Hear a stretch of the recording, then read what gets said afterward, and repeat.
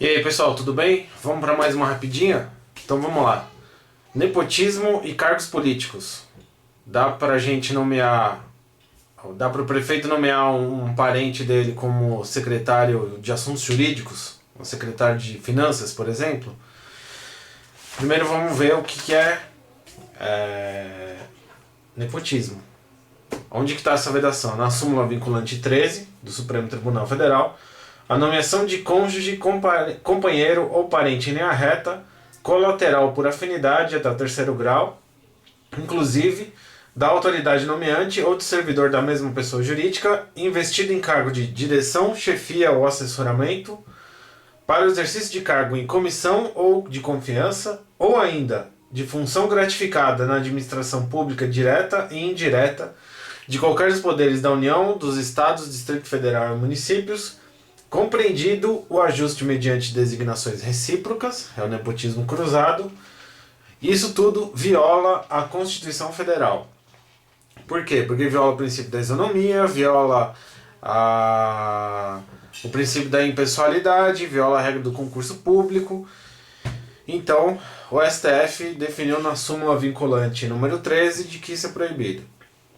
Agora, o prefeito, o governador, quem quer que seja, precisa nomear alguém para exercer uma função típica de Estado. Então ele precisa nomear um secretário de determinado assunto, de determinada pasta. É um cargo político, a gente sabe.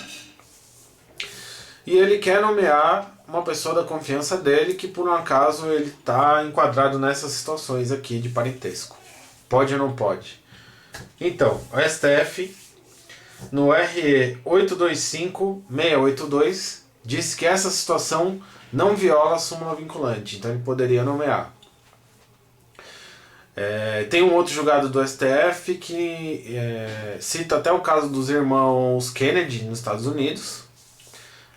Ele fala que os dois exerceram uma carreira muito próxima uma da outra, as duas carreiras, e que um nomeava o outro para exercer uns cargos parecidos e eles eram meio que um time, assim, né? Então os irmãos Kennedy, isso seria perfeitamente possível na nossa Constituição. Mas na reclamação 7590 o STF já entendeu o seguinte, que deve ser analisado o caso concreto, né? Caso a caso deve se verificar se aquela nomeação na verdade é uma troca de valores ou se realmente ela tem um fundamento político que sustente essa nomeação.